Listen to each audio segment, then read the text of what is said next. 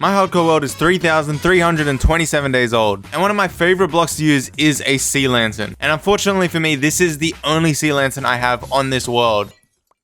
Now I don't have any. And up until this point, to get sea lanterns, all I've been doing is flying to every sea temple on this map and just stealing the sea lanterns that way. But it's gotten to the point where the nearest sea temples that I haven't looted are just way too far away. So now I started actually killing the guardians to get the materials to make the sea lanterns. But in order to make a sea lantern, I need these guys to drop 5 prismarine crystals and 4 prismarine shards, which is just taking so long. And with the sea temple being literally right next to my base, there's no reason that I don't make this into a prismarine farm. So that is exactly what we're going to do today. We're going to transform this prismarine temple here, or the sea temple, into a really cool farm that's also going to be on theme with our whole pirate area over here, even though it's pretty far away. And then it'll solve the issue of getting sea lanterns. So I actually have everything I need to start building this, or making the farm rather. And the first thing I need to do is actually just destroy this entire temple so that none of this prismarine stuff is here and it's just an empty area. So let's go ahead and get started.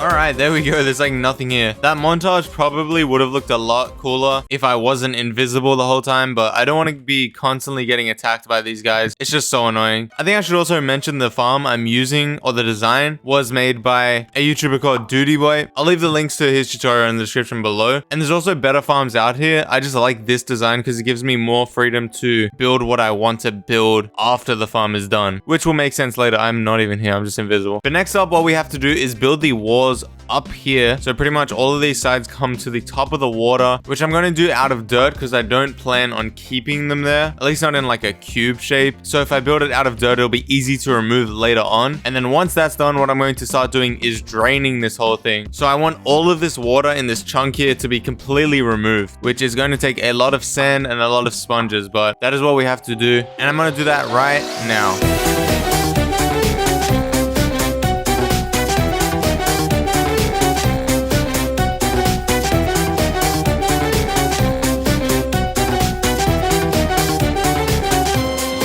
Okay, that is all drained now. It doesn't even look like there was a sea temple here. The only giveaway is this prismarine stuff on the ground. That took quite a while. Honestly, there's probably an easier way to do that with some redstone machine that just duplicates sand, but that's okay. It's all done now. So what we have to do is actually build the guardian farm now. And like I said, this is not going to look pretty yet. We're just going to build this whole thing out of like dirt materials. And then once the actual farm is here, we can go ahead and pretty it all up. We just want to get the bare minimum in here, the basics, so then we know what we're working with. So I think it's time we do that. Let's go ahead and build this farm.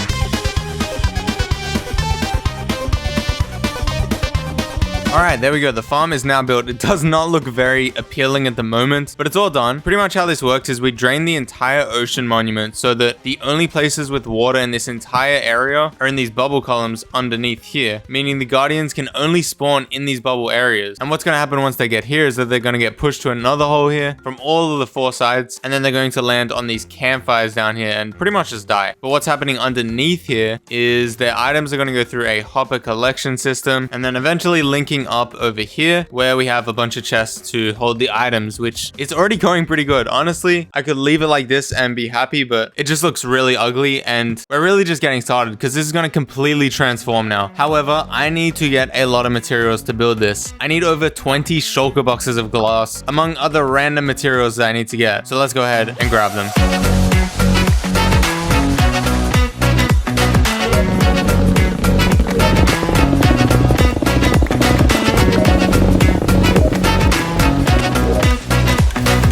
Okay, finally, that is everything we need. It was so much glass. Most of the time, it was just me sitting, waiting for it to smelt. That is actually why we have another row of smelters here. It was taking way too long, so I just built another one. But now we have everything we need to start this build. So I think it's time to actually go over and explain what we're building today. So I was thinking long and hard on how to cover this thing up because it's going to be damn impossible for the reason that we need all of this to stay drained, meaning no water is entering here. And we also need these large towers in the center. So what I thought of is if we have this kind of effect where something is landing in the water and then these walls are going to be turned into the water getting exploded out of the water. Pretty much is what happens if you were to drop something in the water. It makes a splash. So the water gets pushed down and then off into the sides. And to keep on theme with our pirate area, I think it would be cool for the thing that's actually dropping to be a pirate ship. Pretty similar to the one we have already built over here for our base. But then it doesn't really make sense to just have a pirate ship falling in the water vertically. Like, where does it come from? So we'll also build a nether portal on top of it. So it's like coming through the nether. It makes a little bit more sense. So to start any of this, I think we should go ahead and build the pirate ship. And I'm also going to get rid of this whole side here just because it's going to be trickier to cover everything up if it's all four sides. But if we have three, we could have the pirate ship kind of like this and then curves around the back there, if that makes sense. And also the farm is going to be working well enough without any of this side anyway. So let's go ahead and build this pirate ship. Let's go.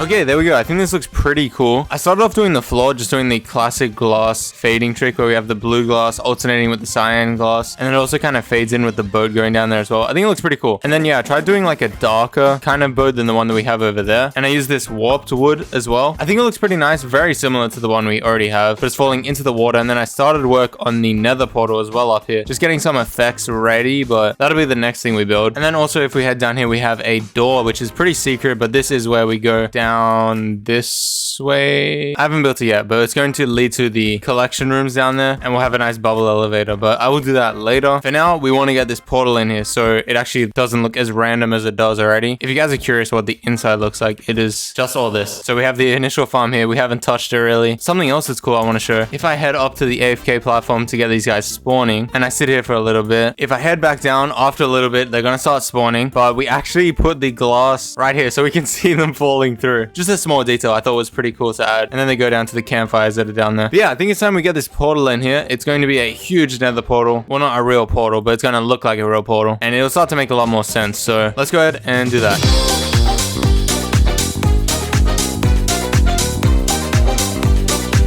Okay, there we go. I think that looks a lot better now. Like I was saying, we have the nether portal. It actually looks like it's coming out. Like the ship is falling through the nether portal. But now that's left to do is get rid of this dirt wall that we have here. We're going to build a huge splash, kind of like it's landing in and the water's falling everywhere, which is why we needed so much glass. And this is going to take the longest to do, but I think it's going to be worth it. And after that, I will also build the collection room, and then we'll fix up the part in the sky here. So similar to the gunpowder farm that we have over here, I'll just make some clouds to make sure it kind of blends in, doesn't look as weird as it does right now. And then that'll be it. So I guess it is time to actually finish off this project. It has taken quite a while, but I wouldn't even say we're halfway yet. This is really going to be the bulk of it. But yeah, anyways, let's do it.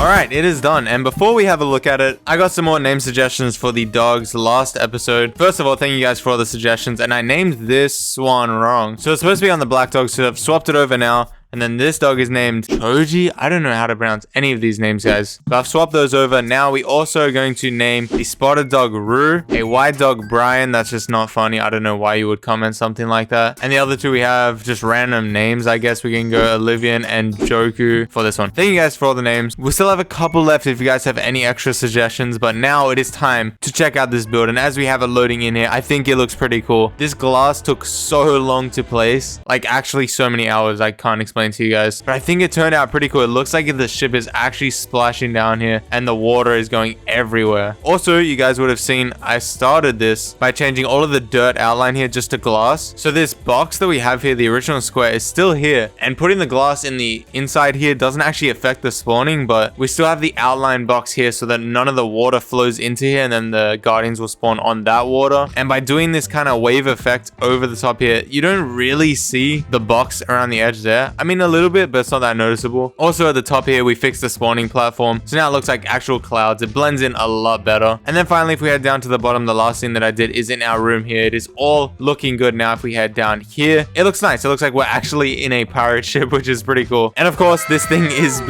been going pretty crazy while I've been building this. Like, this is going to set me up for sea lanterns for a long time now. And even if I run out, I can always just come down here and AFK. But yeah, you guys are gonna have to let me know what you think of this build. This took so long. There's so much glass, it doesn't even render render in half the time, unfortunately, but if I fly over, it does. I think it looks pretty cool. I mean, to think this was a sea temple to begin with is pretty crazy. And then it also works as a farm. We can see the guardians falling through, which is, I think is pretty cool. But yeah, I guess with that, that is going to end today's video. If you guys did enjoy it, remember to leave a like, subscribe, and I'll see you guys in my next one. Later. 8x8, 36, 0 waste, 3 on 3.